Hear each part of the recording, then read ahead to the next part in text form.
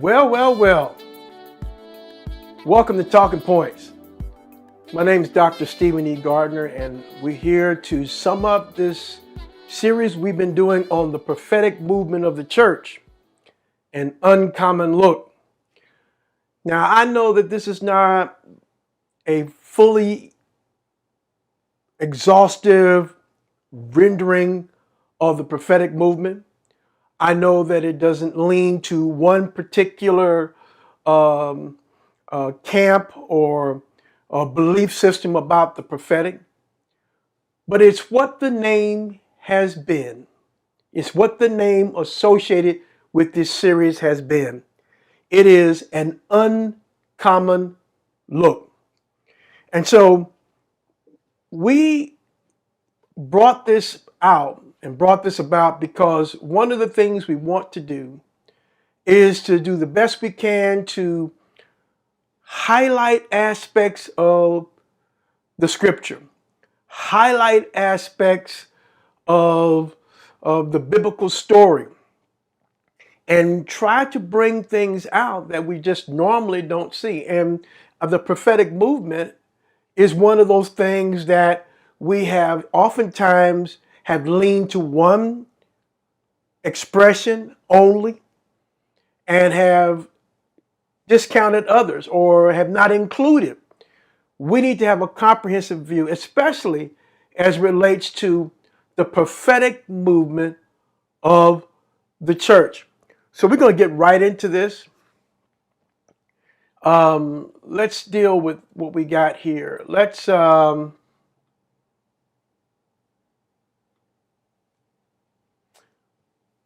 prophetic movement of the church, uncommon look. We're dealing with the conclusion today.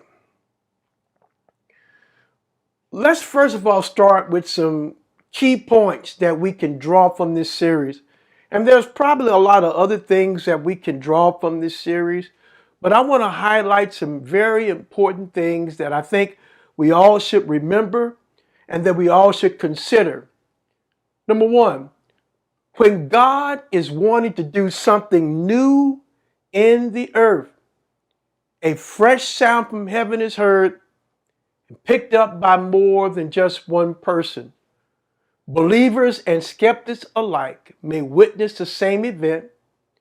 Depending on their spiritual discernment or understanding, each will walk with their own assortment of facts and interpretations. And obviously we're talking about Acts chapter 2, verse 1, where it says, and on the day of Pentecost, they were all gathered together in one place. Then suddenly there came a what? Sound from heaven. God, when he breaks something new in the earth, there's a fresh sound that's coming from his throne room. And whatever that, however you want to interpret that, wherever you want to interpret where God is located at, there's something fresh that he's introducing in the earth. And usually when God's trying to say something to all of us, more than just one person hears what God is saying. So it's picked up by more than just one person. And sometimes in that mixture, you're going to have believers and you're going to have skeptics that are witnessing the same event. Clearly, this is what we saw that happened there on the day of Pentecost, because why? Some were saying that, hey, we hear these people speaking. We know they're Galileans, but we hear them speaking in our own tongue. Maybe they're drunk with new wine. Maybe they've already gotten loaded. Obviously, Peter took that argument away by saying it's only the third hour of the day. Basically, he was saying, hey, look, it's too early. The tavern wasn't open. Whatever the case it might be, what you're assuming about this event is not true. What you're assuming is based upon either, in one sense, they were just mocking them. On the other sense, you have some people that were very serious about what they were witnessing that was authored and ignited by the Spirit that was breaking out in the earth. So a lot of people saw that. There was undeniable facts about what was witnessed there on that Feast of Pentecost as it were, so that, hey, God's trying to make a point, and that point has to do with the sermon that Peter preached. And in that sermon that Peter preached, he talked about this Jesus whom you crucified, God's raised him from the dead.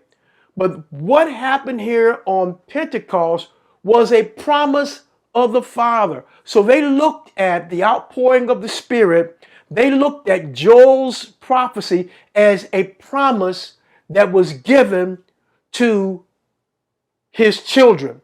It was a promise of the Father. The second thing that we learn in this series review is the critical challenge of the church in the contemporary world has to do with the willingness to recognize the prophets that God is raising up in our own age.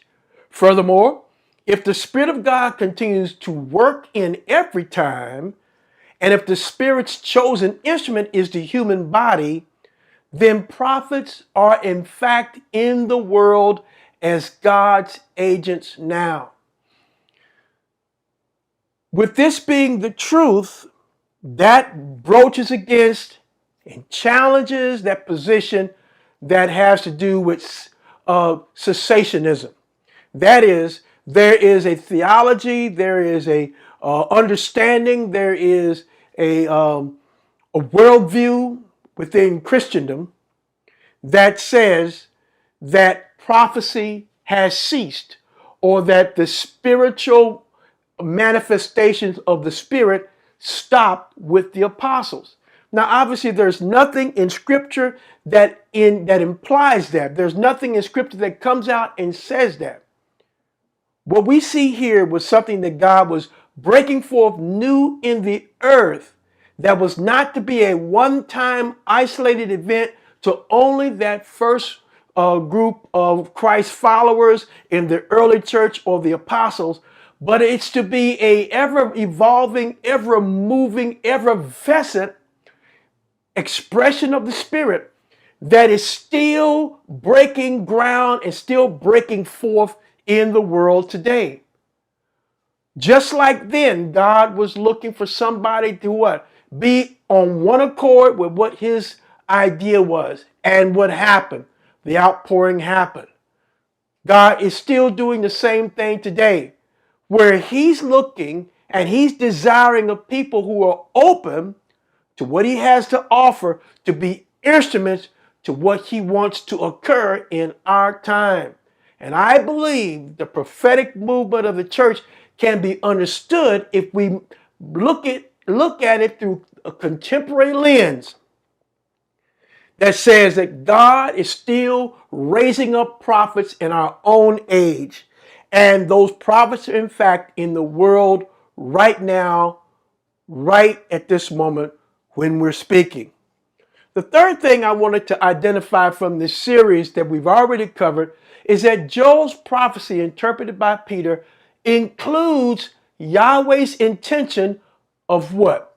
Leveling of the playing field that relates to ageism, classism, sexism, nationalism, and even racism. The implication here is the Christian community are agents of the kingdom whereby these human flaws should not have a place but should be eradicated if discovered. All of this is what we already have talked about as to what happened on the day of Pentecost. It was not just a quote unquote limited Pentecostal experience that only looks and leans a particular way to the dynamism of the Spirit. But if we read the rest of the story, the rest of the prophecy, we see that from Joel's prophecy, God is speaking to things that regard ageism, classism, sexism, nationalism, and racism. And God is saying that, look, I'm bringing about a cancellation of these things. These are things that are not to be part and parcel of the Christian community. And these are things that God's people, the people of God, should be equipped to be examples in the world today as how to resolve these particular human flaws that have been so commonplace within human history. So wanted to bring that out. Now, as we get into the final aspect of this series here, I must revisit Acts chapter 2, verse 17 and 18. In the last days, it will be, God declares, that I will pour out my spirit upon all flesh, and your sons and daughters shall prophesy, and your young men shall see visions, and your old men shall dream dreams. And upon my slaves, both men and women in those days, I will pour out my spirit, and they shall prophesy. Now, there's more to this prophecy than that if you read the entire narrative there, you find there are other things that are there. But I want to focus on 17 and 18 because that's going to be the topic, or that's going to be the concluding thought for this go round on talking about the prophetic movement of the church. An uncommon look. Here is what's highlighted. He said, in the what? Last days. Keep that in mind. And then he said, what's going to happen? I will pour out my spirit on all flesh. Now, think about this. The outpouring of God's spirit is the outpouring of God himself upon humanity. And which that means that if I'm a recipient of God's spirit, that means it doesn't matter what my status is. It doesn't matter what my age is. It doesn't matter what my gender is. It doesn't matter what stigma I may have, or it doesn't matter what perception others may have about me. When God pours out his spirit, he is looking way past the human limitation that we project on people because they don't act like us, or they don't look like us, or they don't talk like us, or they don't believe like us, or they're not like us. Whatever the case is, God's saying here, I'm interested in all flesh, and this all flesh that I'm interested in, they are all have the same opportunity to be recipients of my spirit. And then he eliminates the distinction between male and female. He eliminates the distinction between age, and he eliminates the distinction between class. He says, and I will pour out my spirit, and they shall prophesy. That's an important part. Well, let's break some of this apart here. And I want to really draw our attention to the term, the last days. So we're going to take an uncommon look at the term, the last days, in Acts 2, 17 and 18. Last days is the first time, when time is referenced as when God, as when this divine occurrence would be unveiled in the earth. It's the first time that a time reference, the last days, is a time reference when this divine occurrence would be unveiled in the earth. Quote unquote, in the last days would suggest that this divine phenomena would show up when the last days have finally arrived. Now I'm going to say that one more time because I want you to think about that. When Peter is interpreting Joel's prophecy in the last days, that would suggest on that particular day and time, this divine phenomenon shows up. In other words, it has finally arrived. The last days have finally arrived. This assertion picks apart the idea that the last days have to do with signs that end time prophecy has left at the doorstep by popular preachers. Now, let me elaborate upon that because I don't want to offend anyone, even though I'm going to offend some. But I was one of those individuals that I was really into end time prophecy and trying to relate what I saw happening in Israel, and what I saw happening in the earth, and what I saw happening in Russia and other places like that in Asia. I saw what I saw happening in the United States. All of those things came from a popular end time prophecy perspective. And so I was in my early years of Christianity, especially in the 70s, because that's I've been around a little bit. I've been saved a while, but anyway, in the 70s, as it were, I began to understand prophecy more so from an eisegetic point of view instead of an exegetic point of view. Now, eisegesis is when we read into the text. Exegesis is when we let the text speak to us. So in many cases, my understanding of end time prophecy came from popular preachers like the late great Planet Earth and others. And there are a lot of televangelists that all were purporting ideas that certain things were going to happen because certain events were occurring. And that was the beginning, or those were the signs that were to occur in the last days. But this assertion that we see back here in Acts 2:17, it picks that idea apart that the last days have to do with the signs that we have interpreted in our context of end time prophecy. If the outpouring of the Spirit that happened on the day of Pentecost were a sign of the last days, that would mean the last days were inaugurated in the past and on this day, and not sometime in the future as we have been conditioned to believe. Now, that's my point. The last days began on the day of Pentecost if we look at it as this outpouring to be a sign of something that God was doing new and fresh in the earth. That's when the last days began. Not because we see something happening in Israel today, or not because we see something happening in the United States. It's easier to have that knee-jerk reaction if I've been shaped by end-time prophecy from many of these popular preachers. Like I said, I was one of them, but as I matured, I began to have a more open view. God, what are you saying to us? And when I began to look at the scriptures through the lens of what God is saying, I began to understand something that's uncommon.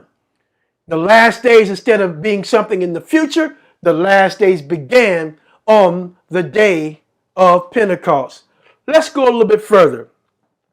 Secondly, that in the quote, the last days, it reveals that Yahweh has designed a whole new breed of people that would be introduced in the earth. This new breed began on the day of Pentecost, and the prophetic manifestation will accompany their witness. If you notice there in Acts 2:17, the word that commonly is repeated, and they shall prophesy. It's a prophetic utterance. There's a prophetic manifestation. There's a prophetic association with this whole new breed of people. This new breed is the church, who, along with being a embodied prophetic witness of who Jesus was, is, and instruments of those divine intentions in the earth, they are also open to a continuous flow of revelation, which only God can give, so that what? They can remain fresh and relevant in our contemporary context. So this whole new breed is a church. And if you know the story, I got some of the scriptures listed here. I'm not going to break the Bible open and read these scriptures, but they're here for your reference. Write them down. Write these scriptures down now.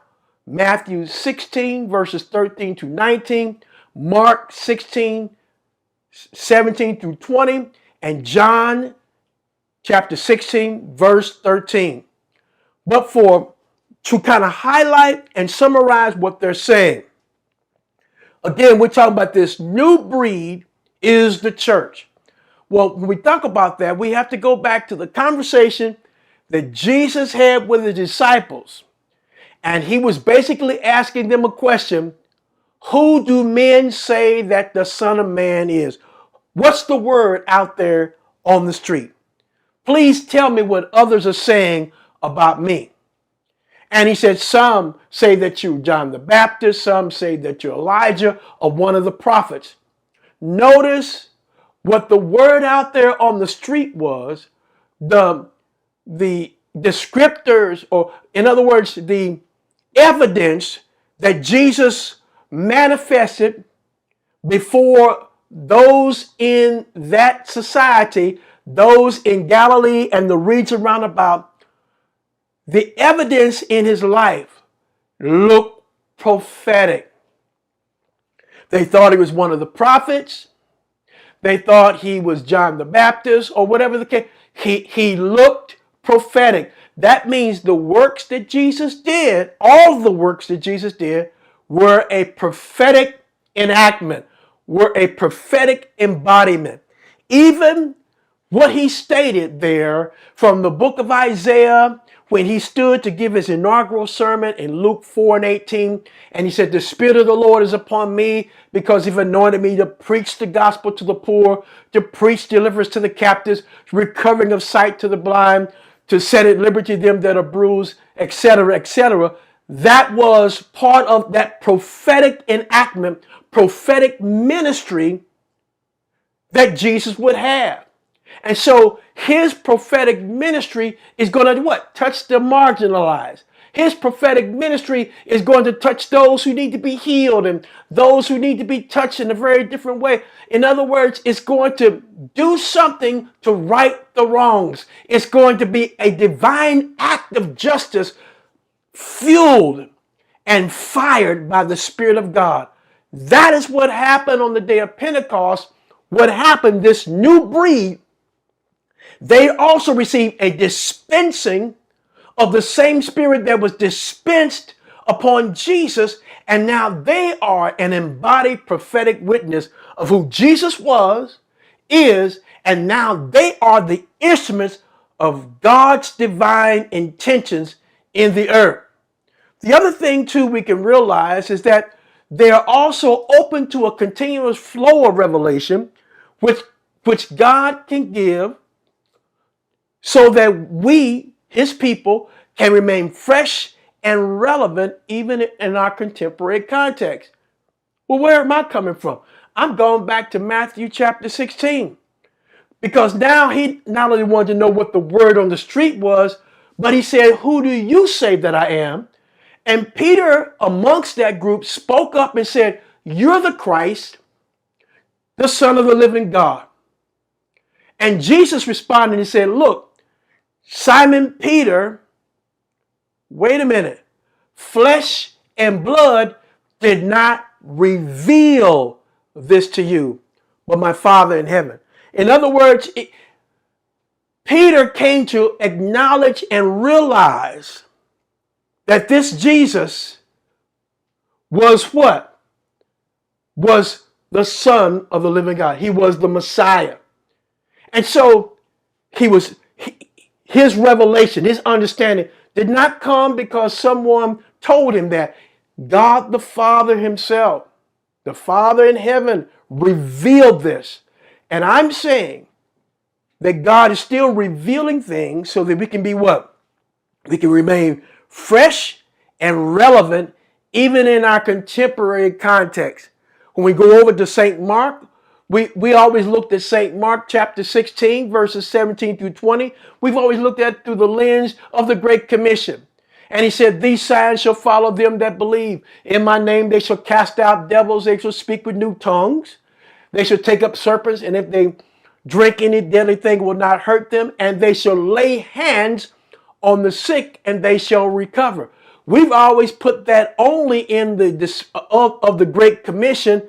And we have not seen that what was being said there was that this group of people, this new breed, were going to be a prophetic embodiment.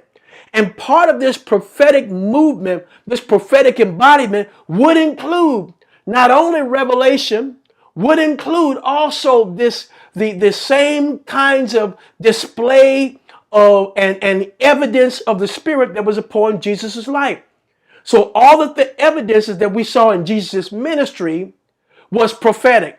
And so therefore, since the church is to be emulate and to model him, the works that he does, we do, are also considered prophetic works. Does not mean that it's all about prophetic utterance and how we've interpreted Acts chapter, 1 Corinthians chapter 12 and 13 and 14, but it's about more than just the utterance, but it's the embodiment. And that embodiment, that prophetic community, we're going to be equipped with supernatural deeds to not only proclaim the good news, but also to give evidence that whom they talk about, whom God's raised from the dead, was alive. So the prophetic is not only tied to the things that happen that look prophetic or that were common occurrence of the prophetic, but we have to look at it from the lens that the church, being a prophetic community, would do what? They would preach the gospel, they would heal the sick, they would cast out demons, they would do all of the signs and wonders associated, but also they would what? Address the needs of the poor. They would address those on the periphery, the marginalized. In other words, acts of justice would also be included within their prophetic witness. It's not limited to supernatural manifestation only, but there is a part of this prophetic movement that requires us to be something and to do something. Acts 1:8 says, wait here, when the power of the Spirit falls upon you, you will be witnesses. The first thing that happens when the Spirit of God's ignited in our life is that we be something. Before you can do witnessing, you got to be a witness. And so we've gotten all this mixed up. We want to try to go out here and do something instead of, sitting at the feet of Jesus and learning how to be. And a lot of what I'm saying, we all know this. So I'm preaching to the choir to many of us, but I want us to look at the very church that Jesus told Peter, upon this rock, I'm going to build my church, is a prophetic community that will do the same things that Jesus did. And so you can read John 16 where it talks about what the Spirit will do and how it will show you things to come and so on and so forth. A lot is packed into what happened on the day of Pentecost, but a lot has not been looked at in regards to it being more of a prophetic movement that God authorized in the earth. My last point here on this slide, the prophetic movement of the church is more than glossolalia, that's speaking in tongues. It's more than prophetic utterance, healings, and exorcism, or should I say signs and wonders, but a full display of spirit and power that expands into spiritual, moral, and social change. Embracing the marginalized was part and parcel of the early prophetic community, and God is still embracing the marginalized, but he needs a prophetic community today to continue on or to continue in that type of witness. So here's an excerpt from Prophetic Jesus, Prophetic Church, the challenge of Luke Acts to contemporary Christians, spoken by Luke Timothy Johnson. And I told you that we're going to refer to this book from time to time. And so as we wrap this up, this is what the book looks like. It's a scholarly book, so don't think you're going to pick this up and it'll be a devotional reader. But there's a lot of good insight here that will help train your vision to begin to look at the book of Luke and the book of Acts prophetically as how it relates to contemporary Christians. He says the apostles continued to enact prophetic program of the embrace of the marginal by bringing good news to those ethnically marginal to the people of God. And in this case, the mission of Samaria, as we find in Acts chapter 8, 4 through 25, is more than a matter of geographical expansion. It's an embrace of the marginal. People on the periphery, people on the marginal, people that are outside of the normal, of the status quo or the standard of what's expected of people. The Samaritans were considered what? They were outcast Jews. And this mission to Samaria, we see it here in the book of Acts, but you can also go back to Jesus' encounter with the woman, and we hear this recorded in John, where he went to this woman and he said, look, give me something to drink. And she said, hey, look, she immediately responded. She gave that knee-jerk response that said, look, why are you talking to me? You're a Jew, I'm a Samaritan. You are a man, I'm a woman, and this is forbidden for us to have this kind of dialogue and conversation out here. And Jesus went on to press in further to what? Create a conversation that would arise a prophetic dimension for a divine purpose for Samaria. And this is what happened. He said, if you knew the gift of God and who it was talking to you, you would have asked him to give you living water and he would have gave it. The woman said, look, give me this water so I don't have to come back here and thirst. Jesus said, look, the conversation went on, go call your husband. Well, I don't have a husband. Jesus said, you said that right. I don't have a husband. You've had 5 and the one you're now with is not yours. And the first thing that came out of the woman of Samaria's mouth after Jesus basically read her mail, sir, I perceive you are a prophet. So there is a revelatory or predictive aspect to this whole prophetic movement. But this prophetic movement that happened, that we see in John, I think it's in John 4, I believe it is, between the woman and Jesus, was not just something that was supposed to stop there, but it was to expand into Samaria, and we'll find that. And so as this dialogue happened, Jesus began to correct this woman's view of where worship was to occur, etc., to the point that when she left her water pot, when the other disciples showed up, she left her water pot, she went back to where? To the men of Samaria, and she began to proclaim, after having this prophetic encounter, she proclaimed to the men, come see a man that told me all that I did.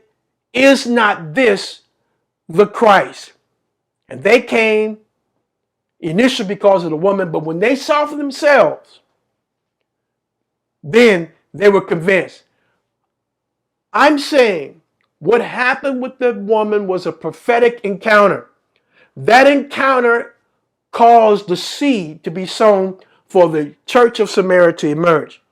And so the second point here I have on this slide says, Luke's description of the mission in Samaria is an epitome of the prophetic ministry.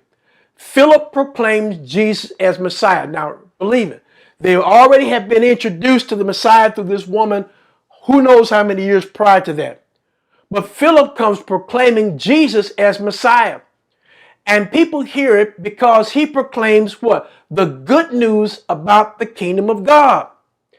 And because what? The signs he performed. Philip's works, healings on the paralyzed and crippled, and drives unclean spirits out of a possessed person. This is all prophetic acts. These are the prophetic manifestations of this prophetic community called the church. Do we see the church operating in this manner today? Many cases not. Because why? We have excluded, especially in the United States, we have a tendency to call certain things that are no longer here, or that we just kind of limit the manifestation of supernatural because we have been so poisoned by philosophy. That's a whole nother story. That's a whole nother series. We're not going to get into that. But we see here that Luke's description of the mission in Samaria is the epitome of the prophetic ministry, and it came along with signs. Lastly, the embrace of the marginal is also shown by Philip's encounter with the Ethiopian eunuch. According to Deuteronomy chapter 23, verse 1, a condition of sexual mutilation precluded full participation in the life of the people. You can go back there and whatever version you got, read Deuteronomy 23, verse 1. And so if a person's genitalia, he was a eunuch. He was a eunuch. The one that we find in Acts chapter 8, it was the Ethiopian eunuch. His genitalia was mutilated. If, according to Deuteronomy, if that was part of that person's life, they were excluded from participation in the life of the people of God. In other words, outside the promise. Therefore, if they're outside the promise, they could not be a recipient of all that God's promise including the Holy Spirit. Well, we can't really say if that's what Luke understood or not, but we can say that the operation of the Spirit of God clearly did not regard the kinds of restrictions that kept people from being united. The Spirit was a unifier. The Spirit was a leveled the playing field. The Spirit emerged a group of people that to be a prophetic witness in the earth, and that today is part and parcel of what the church must continue to do, not limiting themselves to only the supernatural and the preaching of the gospel as the impetus behind Pentecost, but that same impetus should move us to do something for those in the margins. Are we challenged today? We should be challenged by all that we've learned in this series. And if you haven't, this is the first time watching, go back and catch the other three pieces here and get a better picture. Again, this is not an exhaustive piece that deals with the prophetic ministry of the church, but it gives us a snapshot to begin to look at the prophetic ministry or the prophetic move of the church in an uncommon way. God bless you. We will see you again next time here on Talking Points.